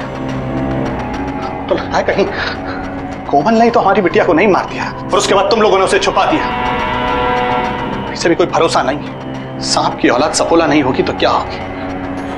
चाचा जी, हम आपका दर्द समझते हैं। अरे कुछ नहीं समझते हो तुम लोग, और कुछ समझने का जरूरत भी नहीं है। तुम एक काम करो भैया, निकलो तुम। चाचा, तुम जाओ भाई। चाचा, बात तो अरे जाइए आप, जाइए, एहसान कीजिए हमारे ऊपर। सर, कैलाश और दीपक के बीच झगड़ा उन्नाव की प्रॉपर्टी को लेकर शुरू हुआ और ये मामला सुलझने के बजाय और उलझता चला गया। ये कैलाश शर्मा है किस तरह का आदमी? सर, बड़ा ही ऑफेंसिव नेचर का आदमी। छोटी छोटी बात पे खिटपीट झगड़ा उसकी किसी के साथ नहीं बनती। और उसका भाई दीपक, वो यहाँ से अलग होने के बाद कहाँ गया? उसी एरिया में एक घर रेंट पे लेके रहता है, एक ट्रांसपोर्ट कंपनी में काम करता है। झगड़े के बाद कैलाश ने अपने प्रॉपर्टी की हर एक इंच अपने नाम पे कर ली है। वक्त के साथ इन दोनों की दुश्मनी और गहरी होती चली गई। अनुज, इस केस में 2 सगे भाई हैं, 2 अलग अलग घर हैं और दोनों घरों से गायब होती हैं 2 बेटियां। ये सिर्फ कोइंसिडेंस है या इसके पीछे कोई राज छिपा है? हो ना हो, इन दोनों बच्चियों के गायब होने के पीछे कोई ना कोई इंटरकनेक्शन जरूर है। सर, आकाश और कोमल 2-3 सोशल नेटवर्किंग साइट पे फ्रेंड्स थे। इनकी आपस में चैटिंग होती रहती थी। मैंने उस आकाश त्रिपाठी का पूरा बैकग्राउंड पता किया है सर। यहाँ से 25-30 किलोमीटर दूर एक कस्बा है सर, गजनेर। ये वहीं कराने वाला है सर। माँ बाप की इकलौती औलाद है सर। ये यहीं एन कॉलेज के हॉस्टल में रहता है सर। सबसे इंटरेस्टिंग बात यह है सर कि आकाश पिछले 2 दिन से हॉस्टल नहीं लौटा है और उसका फोन भी स्विच ऑफ। बेटा, आप दोनों को घबराने की कोई जरूरत नहीं। आप दोनों कोमल के अच्छे दोस्त हो ना? कोमल कुछ दिन से लापता है। किसी आकाश को जानते हो बेटा? आकाश और कोमल एक दूसरे को कैसे जानते थे? आकाश तो ना आपके स्कूल में आता है और ना ही आपके ट्यूशन की क्लास में आता था। सर, वो कोमल और आकाश ना गर्लफ्रेंड बॉयफ्रेंड है। कुछ समय पहले आकाश कोमल के पीछे पड़ा था। देखने में गुड लुकिंग भी है और लॉ की पढ़ाई भी कर रहा है। कुछ समय कोमल के पीछे पड़ने के बाद कोमल इम्प्रेस हो गई। बेटा, ये बात कोमल के घर वालों को मालूम थी? नहीं सर। कोमल आकाश से मिलने पार्क जाती थी तो पूजा भी वहाँ आती थी। कोमल, पूजा, तुम यहाँ क्या कर रही हो? मुझे आपके साथ रहने में बहुत मजा आता है। आपकी हेयर स्टाइल बहुत अच्छी है। अच्छा तो तुम मेरे घर आ जाओ, मैं बहुत सारी हेयर स्टाइल सिखाऊंगी। पर अब ना तुम घर जाओ, ओके? और गलती से भी किसी को मत बताना कि तुम मुझसे मिली हो, ठीक है? वरना हेयर स्टाइल नहीं सिखाऊंगी, ओके? विधि, इसे घर ले जाओ। अनुज, कहीं ऐसा तो नहीं कोमल खुद अपनी मर्जी से आकाश के साथ भाग गई हो? और हो सकता है पूजा ने कुछ ऐसा देख लिया हो जिसकी वजह से कोमल और आकाश को पूजा को रास्ते से हटाना पड़ा हो। सर एक सेकंड। हाँ बोलो। ठीक है, हम थाने आते हैं। तो पूजा की पोस्टमार्टम रिपोर्ट आ गई। उसे मारने से पहले उसके साथ सेक्सुअल असॉल्ट हुआ था, जिसके बाद उसका गला घोट के उसे मार दिया गया। बलात्कार? हमारी 5 साल की बच्ची के साथ, फूल जैसी गुड़िया के साथ किसने किया ये सब? दीपक जी, इसको पहचानते हैं आप? इसे आपने कभी अपने एरिया में आते जाते देखा है? हाँ, देखा है, मगर हम इसे पहचानते नहीं हैं। दीपक जी, इस लड़के का नाम आकाश त्रिपाठी है। आपके बड़े भाई कैलाश शर्मा की बेटी कोमल शर्मा का बॉयफ्रेंड है ये। आप हमको काहे दिखा रहे हैं सब? हमें इस लड़के पर शक है, किसी ने पूजा के साथ। ये ऐसा क्यों करेगा? हमें अभी सिर्फ शक है। दीपक जी, आप अभी जा सकते हैं। जैसे ही हमें पूजा के बारे में कोई इंफॉर्मेशन मिलती है, उसके हत्यारे के बारे में कोई इंफॉर्मेशन मिलती है, हम आपको खबर देंगे। सर, ये आकाश एक लॉ स्टूडेंट है, वो इतनी छोटी बच्ची के साथ ये सब करेगा क्या? अनुज, इंसान के दिमाग पे जुर्म अपनी दस्तक उम्र देख के नहीं देती। ये एक बच्ची के साथ बलात्कार और खून का मामला है। किसी भी एंगल को इतनी आसानी से हम डिसमिस नहीं कर सकते। बाहर निकाल कैलाश शर्मा। मेरी घर, जमीन, दुकान सब ले ली, मन नहीं भरा। उसके बाद साले चला क्या आया करे? चला जा यहाँ से, नहीं तो साले 4 गंधा पे इंतजाम करके जाना फिर। अरे तेरी लौंडिया के आशिक ने मारा है मेरी बच्ची को। अरे इतनी जवानी चढ़ रही थी तेरी बेटी को, तो शादी काहे नहीं करा दी उसकी? पता नहीं मेरी बेटी ने कोमल को, तेरी बेटी को उसके आशिक के साथ क्या क्या करते देखा होगा। अपनी जबान संभाल के दे। हमारी बेटी के बारे में कुछ भी बोला ना। बाबा, वो नशे में, लेकिन आप तो होश में ना। अभी अभी उनकी बेटी मरी और आप छोड़िए ना, चलिए अंदर चलते। चुप चुप, सुन ले एक बात। बात अगर हमारी इज्जत की आई ना, देख कैलाश शर्मा, खून के रिश्ते का भी खून बहाने से डरेगा नहीं, समझा कि नहीं? कोई खून का रिश्ता नहीं है। आप सारे रिश्ते खत्म। अरे खत्म सब रिश्ते। अच्छा, चल निकल यहाँ से, हमको सिखा रहा। कैलाश शर्मा और दीपक शर्मा के बीच की तल्खियां खुलकर सामने आने लगी थी। पूजा के साथ हुए इस घिनौने अपराध का जिम्मेदार दीपक कैलाश को मान रहा था। क्या गुमशुदा हुई कोमल और उसके बॉयफ्रेंड आकाश का पूजा की मौत से कोई ताल्लुक था? पुलिस कड़ियां जोड़ने में लगी थी, लेकिन अब भी बहुत कुछ था जो सामने आना बाकी था। तिवारी बोलो। सर, हमने आकाश के घर, कॉलेज, स्कूल, हॉस्टल सब जगह पता कर लिया, पर आकाश का कहीं कुछ अता पता नहीं है। आकाश के घर पे नजर रखो, वो अपने माँ बाप से या माँ बाप उससे मिलने की कोशिश जरूर करेंगे। Okay sir.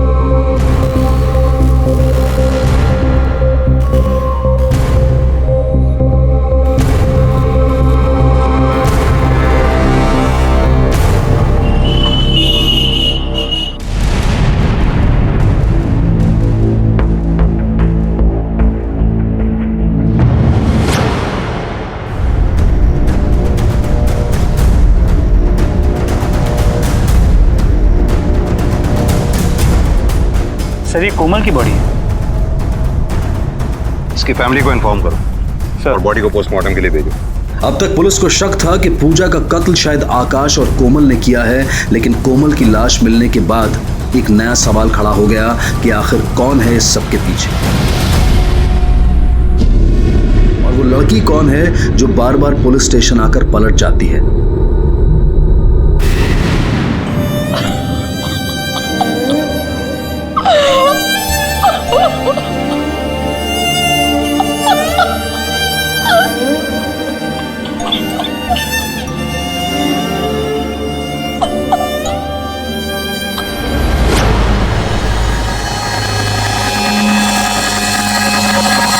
मैंने अपने 15 साल के करियर में कई परिवारों को उनके फैमिली मेंबर्स की डेड बॉडीज सौंपी। आप लोगों के रिएक्शंस तो सबसे अजीब है। कोमल की लाश आज मिली है ना, वो तो हमारे लिए उसी वक्त मर गई थी जब वो घर छोड़कर गई थी।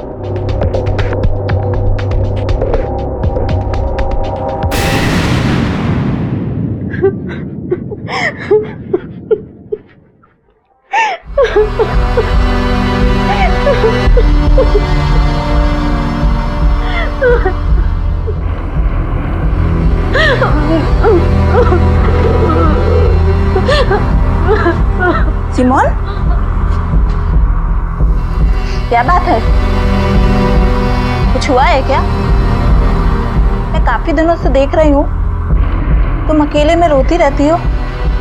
सिवा, मुझसे बहुत बड़ा पाप हो गया है, इतना बड़ा कि जिसके लिए जितनी बड़ी सजा दी जाए वो कम है। इसके लिए तो गॉड मुझे कभी भी माफ नहीं करेगा।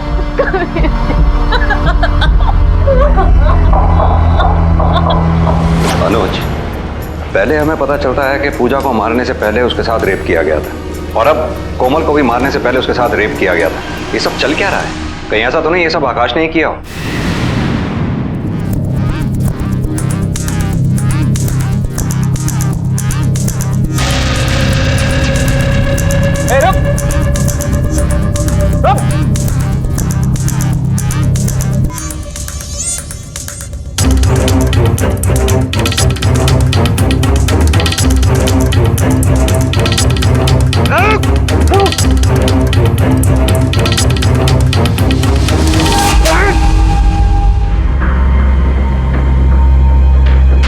बलात्कार?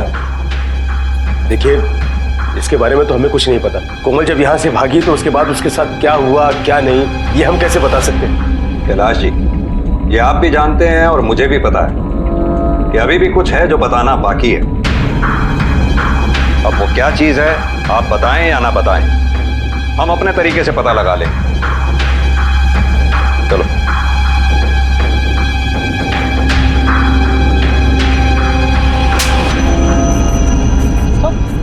हम सच कह रहे हैं, हमने किसी का बलात्कार नहीं किया और ना ही किसी का खून। सर, आप चाहे तो हमारे बारे में किसी से भी पूछ सकते हैं।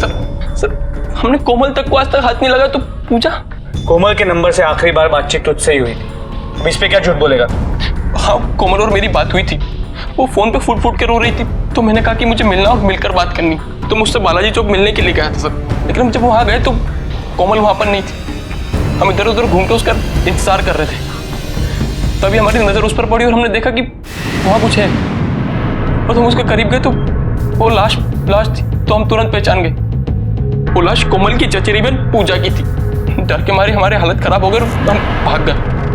हम बहुत डर गए थे कि कहीं इस केस में हम ना फंस जाए। आप हमारी बात का विश्वास कीजिए, हमने कुछ भी नहीं किया सर। आकाश के बयान से इस केस का रुख ही बदल गया। जहां आकाश इस केस का प्राइम सस्पेक्ट था, वहीं उसके बयान के बाद यह केस फिर से एक ऐसे भंवर में फंस चुका था जहां से पुलिस को कोई किनारा नजर नहीं आ रहा था। आखिर पूजा को किसने मारा था? और कोमल के साथ भी हुए बलात्कार ने कई सवाल खड़े कर दिए थे कि आखिर एक ही परिवार की लड़कियों को कौन निशाना बना रहा था। पुलिस के लिए इस केस को सुलझाना दूध से पानी अलग करने जैसा था, लेकिन बहुत जल्द इस केस में कुछ ऐसा होने वाला था जो ना पहले कभी देखा गया था और ना ही कभी सुना गया था।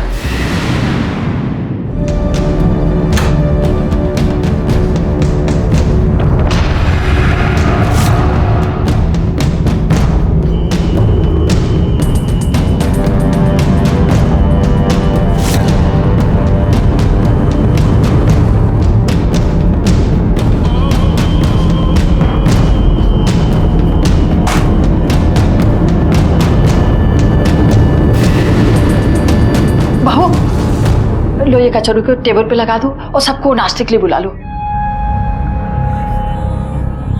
ले जाओ इसे और टेबल पे लगा दो, किसी को पता नहीं चलेगा और आधे घंटे में जहर का असर हो जाएगा। कुछ ही मिनट में हमारा सारा परिवार खत्म हो जाएगा। नहीं माँ जी, बस बहुत हो गया, अब मैं और सहन नहीं कर सकती। मैं आज ही पुलिस स्टेशन जाकर सब कुछ बता दूंगी। अभी पुलिस स्टेशन जाकर मैं सब कुछ बता दूंगी। हम जा रहे हैं पुलिस स्टेशन शिकायत करने। अब हम चुप नहीं बैठेंगे, बहुत हो गया। अब जब मरना ही है तो क्यों ना सब कुछ बताकर ही मरे। वैसे भी हमारी तो कोई गलती है नहीं, अब भुगतेगा वो जिसने गलत किया। पागल हो गई है क्या? अब तू निठल्ला वाला क्या देख रहा है? समझा नहीं सकता उसको? अगर ये पुलिस स्टेशन गई तो पता है ना क्या होगा। एक बार अच्छे से सोच लो। हम जा रहे हैं सब कुछ बता के रहे। कहाँ इसको घर के अंदर बंद करो, समझ में आया कि नहीं आया? आगे बता। और किसी ने मुझे हाथ लगाया ना तो सर फोड़ देंगे हम चुप नहीं बैठेंगे। आज सब कुछ बता देंगे पुलिस को। पागल हो गए क्या? सर मोस्ट प्रोबेबली एक सुसाइड केस। कोमल की बॉडी से कहीं भी आकाश के कोई डीएनए ट्रेसेस नहीं मिले।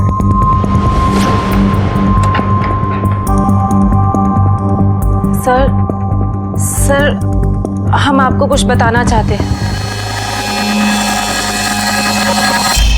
इन दिनों जो हमारे परिवार में हुआ उसकी वजह से हम सब की रातों की नींद उड़ चुकी है।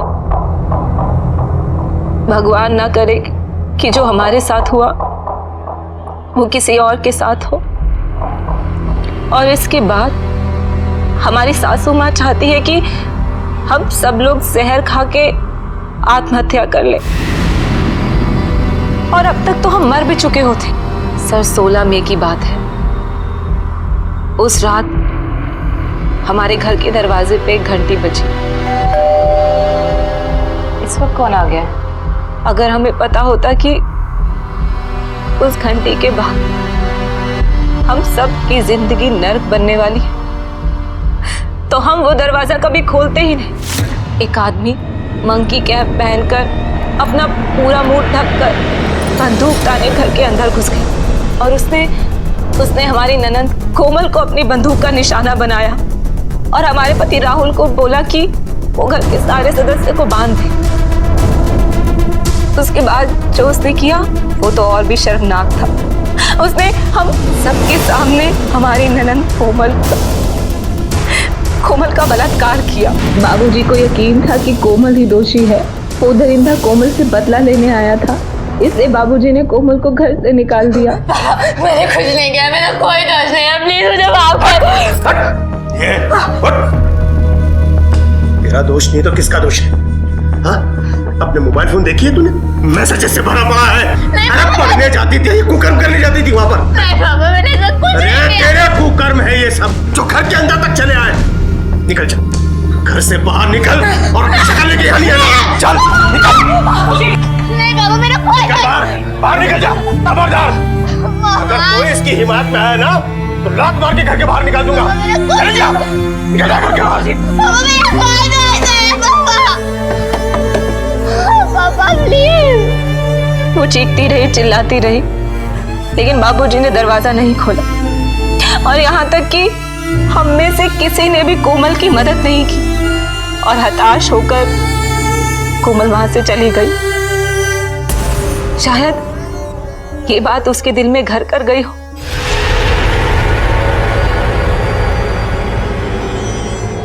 शायद इसी वजह से कोमल ने अपनी जान दे दी।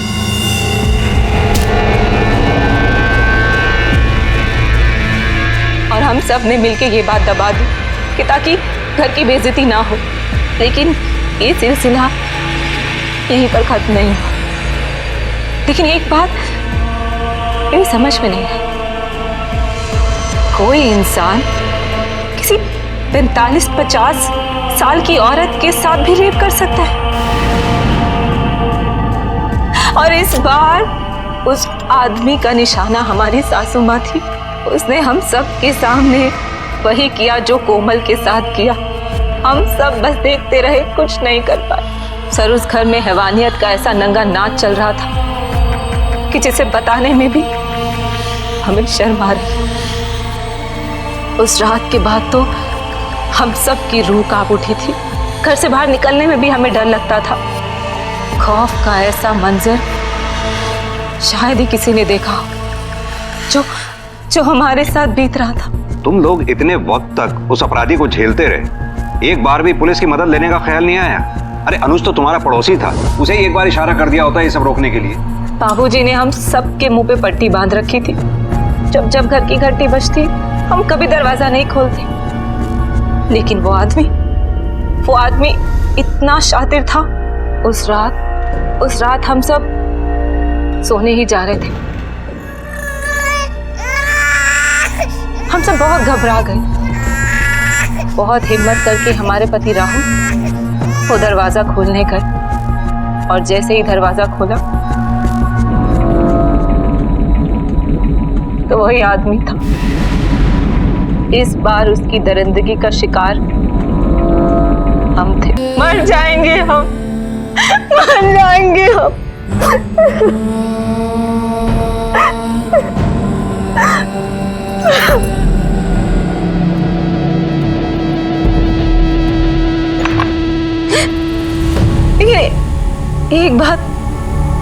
एक बात हमें समझ में नहीं आई, वो ऐसा क्यों कर रहा था? वो किस बात का बदला हम सब से ले रहा था?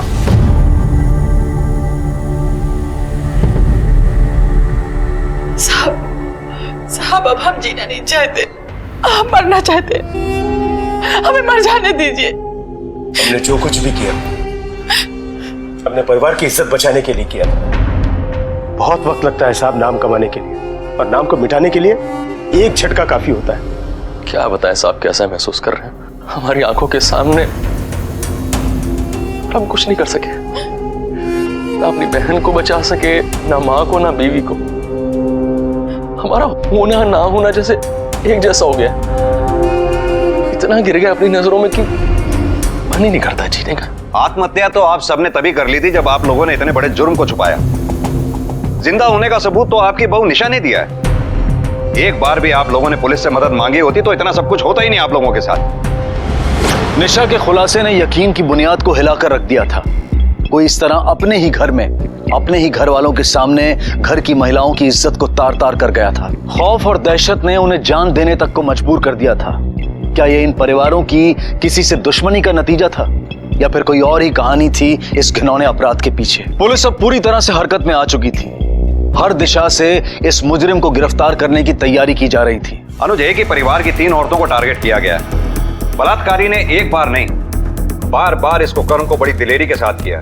तो मुझे तो एक दुश्मनी का मामला लगता है, क्योंकि सिर्फ कैलाश की फैमिली का नहीं बल्कि दीपक के फैमिली की भी सारी गतिविधियां पता थी। उसे पता था पूजा बस स्टॉप पे सिर्फ 5 मिनट के लिए मिलेगी। अनुज, एक काम करो, सर्विलेंस बढ़ा दो और पता करो कि इस शर्मा परिवार से आखिर किसकी गहरी दुश्मनी है। खबरी network, check post, patrolling van सबको अलर्ट कर दो। खास तौर से अशोकनगर में सबको चौकन्ना रहने को कहो। किसी ने भी अगर मंकी कैप पहने या उस कदकाठी के आदमी को देखा तो फौरन इन्फॉर्म करे। इस हैवान का पकड़ा जाना बेहद जरूरी है।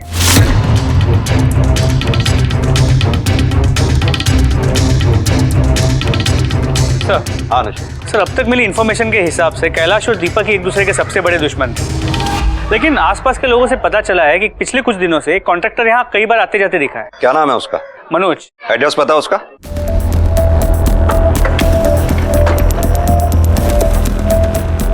मनोज कौन है? हो रहा है सर। मनोज, तुम ही मनोज हो? जी साहब। ये कैलाश और दीपक के बारे में क्या जानते हैं? दोनों भाई साहब एक से बढ़कर एक है। छोटी छोटी बात पर झगड़ा करने पे उतारू हो जाते हैं। पहले तो हमसे सस्ता वाला पानी का टैंक लगवा दिया। हमने उनको पहले ही कहा था कि ये चलेगा नहीं, फट जाएगा, ये इसका बॉल कॉक भी खराब हो जाता है। साहब अपना 1000-1200 बचाने के चक्कर में हमारा 5000 का नुकसान करवा दिया साहब। इस 5000 के नुकसान की वजह से तुम्हें तो बहुत गुस्सा आया होगा। क्यों?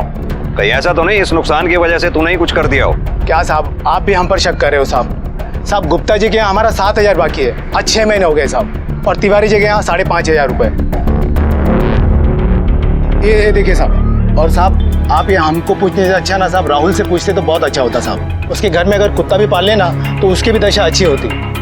काम धंधा कुछ करता नहीं है साहब, हर कोई उसको सुना के चला जाता है। भैया वो 500 रुपए चाहिए थे स्कूल के पिकनिक के लिए। हम कहाँ से दे पैसे? हमारे पास नहीं है। हम भी कहाँ आपसे पूछ बैठे। ये लो हमारी तरफ से। बाप चाचा घर का हर मेंबर उसको सुना के चला जाता है साहब।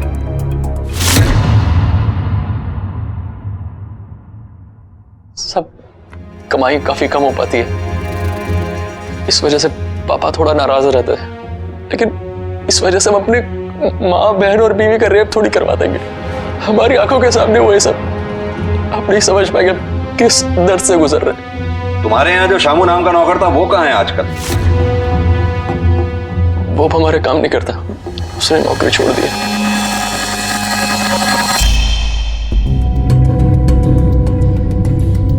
घर में सब शामू को पसंद करते थे, सिर्फ बाबूजी को छोड़कर। किधर? हम बोले कहीं जाने के लिए? साले जिससे पैसे मिलते हैं ना उसका हुक्म माना कर, समझा? जब भी घर पे रेप हुए तब शामू कहाँ था? जब जब घर में ये हादसा हुआ तब शामू यहाँ नहीं था। वैसे शामू यही घर के पीछे वाले कमरे में रहता था। हाँ, वो आदमी भी थोड़ा बहुत शामू जैसा ही लग रहा था। ये शामू कहाँ मिलेगा? घर के बाहर एक राशन वाले की दुकान है। साहब, सामू बहुत अच्छा लड़का है। एक बात बताओ, शर्मा जी के यहाँ पे काम छोड़ने के बाद वो कहाँ गया? नौकरी छोड़ने के बाद हमसे मिलने तो आया था और कह रहा था कि हर्षनगर में कहीं काम पे लगा है।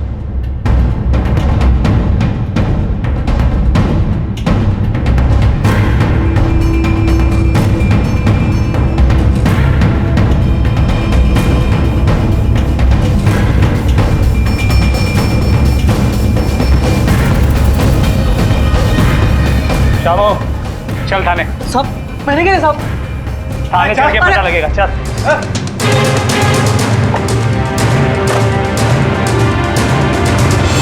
कैलाश शर्मा के यहाँ से नौकरी क्यों छोड़ी तूने? साहब, उस घर में कुछ गड़बड़ चल रहा था और हमें नहीं पता था वहाँ क्या चल रहा है। पर जैसे समझ में आया ना साहब, मैं बहुत डर गया और हमने सोच लिया कि हम उस घर में अब नौकरी नहीं करेंगे।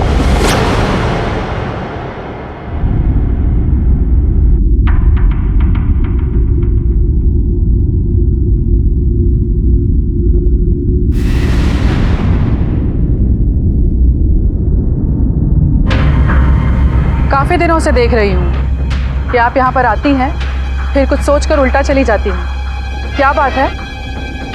कोई तकलीफ है? जब घर में बलात्कार हुआ उस वक्त तू कहाँ था? साहब, या तो मैं अपने रूम में रहूंगा घर के पीछे, या फिर मेरा जो दोस्त है बिरजू किराना वाला, उसके यहाँ। आप चाहे तो किसी को भी पूछ लो सर। मैडम, एक बूढ़ी औरत के साथ बलात्कार हुआ है। बलात्कार? जी हाँ मैडम, मैं एक ओल्ड एज होम में काम करती हूँ। ये कुछ वक्त पहले की बात है, लेकिन मैंने ये बात किसी को नहीं बताई अभी तक।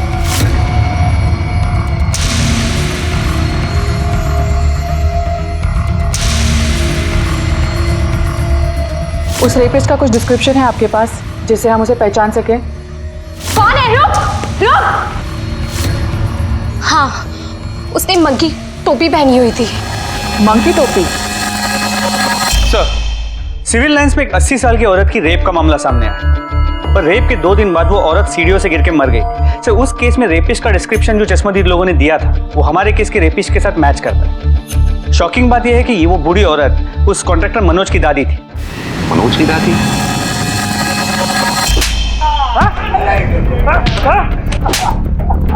एक कायर आदमी है तू। तेरे सारे लोकेशंस हमने ट्रैक कर लिए हैं।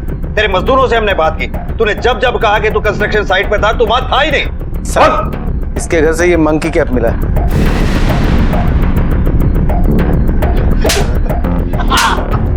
अब कैसे बचेगा? हमने किया है तीनों रेप।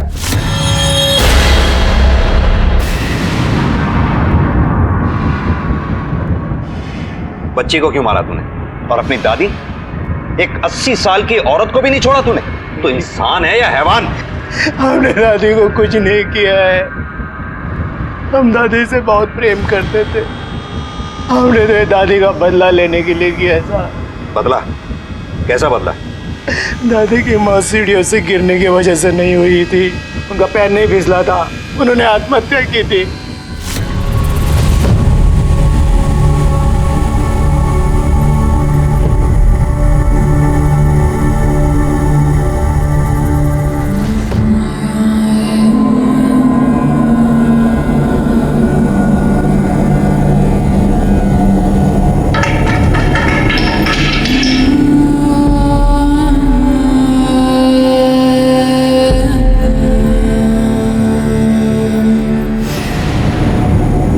और मरने से पहले उन्होंने उस कुत्ते का नाम भी बताया था। वो कौन था? कभी कभी वो यहाँ पर गड्ढे देने आता था। बेटा, मेरी जिंदगी पहले ही बहुत बड़ा बोझ थी। अब इस खिलौने घाव के साथ मैं और नहीं जीना चाहती। हमारा एक ही उद्देश्य था कि उस कुत्ते से बदला लेना। हमने चल नाम बता।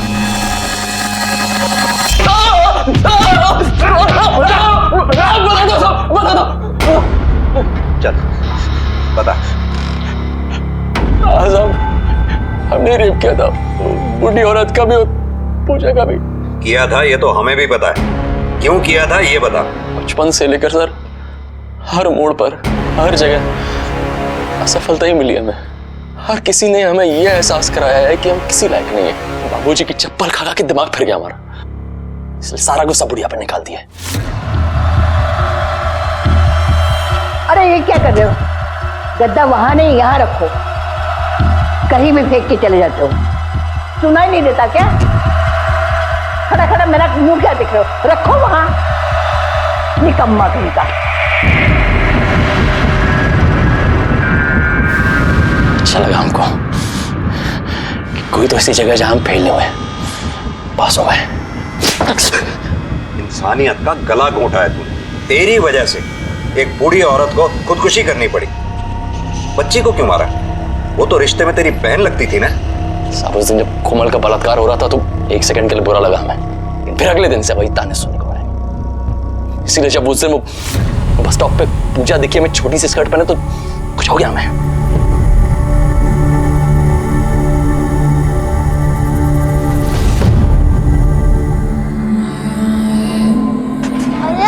क्यों निकाल रहे हो? कुछ नहीं, कुछ नहीं। लेकिन उसको अपने साथ रेप किया, वो रोने चिल्लाने लगी। कोई सुनने वाला इसके गला घोट के मार दिया।